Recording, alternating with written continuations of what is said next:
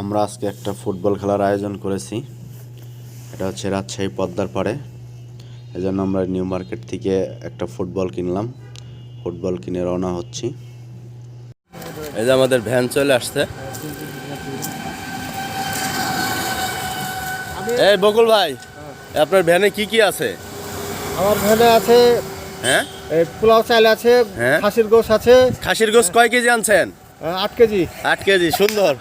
আর চাউল কয় কেজি আছে? চাউল হচ্ছে 12 কেজি। হ্যাঁ, ঠিক আছে, চলবে। এই আমরা সদস্য সংখ্যা কয়জন? মাত্র 16 জন। 16 জনের 8 কেজি মাংস, এটা হলো আধা কেজি করে এক একজন। কেমন খায় বকুল? টাকা নাই সে।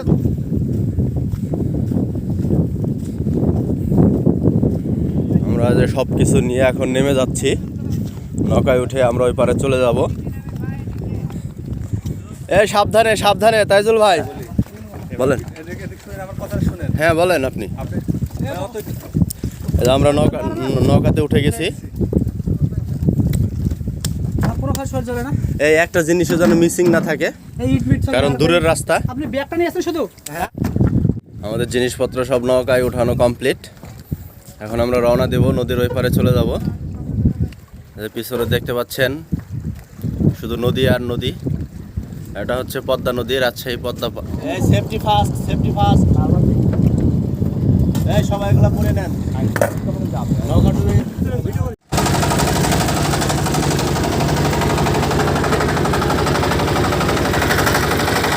আমরা চলে আসছি।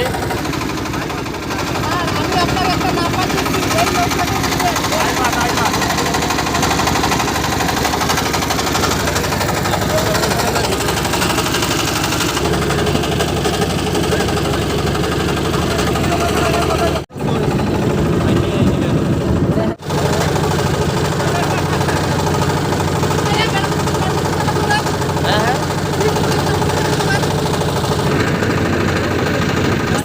নৌকার নদীর এই পারে।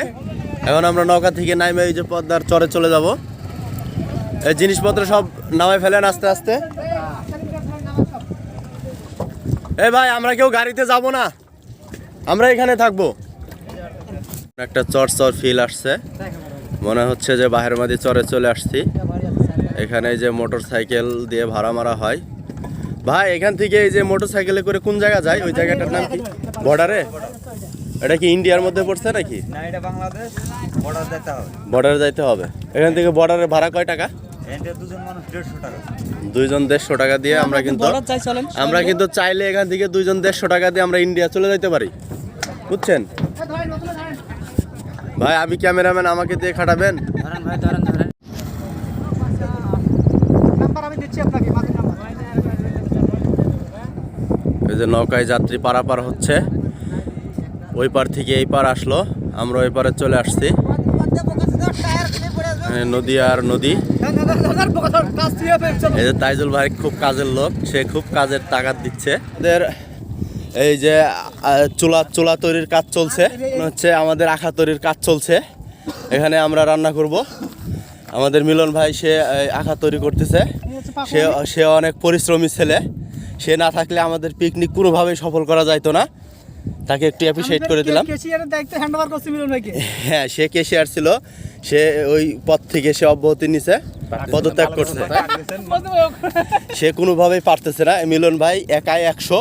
সে কেশিয়ার, রাঁধুনি, আর কি কি আছে, যা আছে সব রান্না বাড়া শেষ করে খেলবো।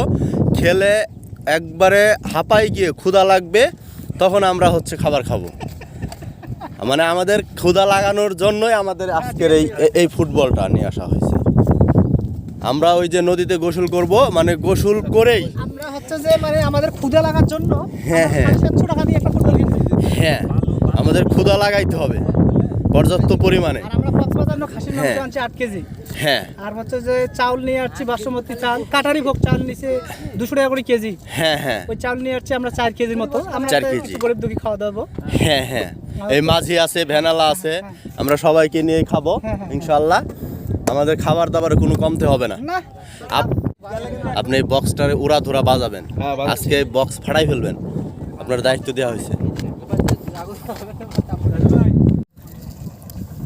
এই যে সৈনিকেরা কাজে ব্যস্ত আছে, আমাদের কাজ শুরু হয়েছে। একটা খান তো আপনি, এটা খাই দেখেন তো ঝালা। এই যে আমাদের তাইজুল ভাই, সে কিন্তু প্রধান বাবুর্চির বেশ নিচে, কিন্তু সে কোনো বাবুর্চি না, সে কোনো রান্নাই পারে না।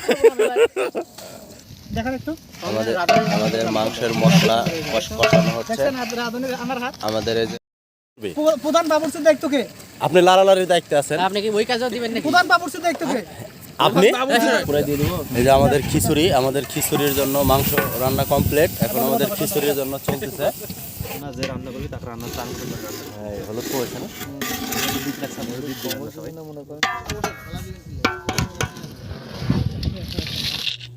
খাওয়া দাওয়ার পর্ব চলছে, মানে আমরা খাওয়া দাওয়া শেষ করছি।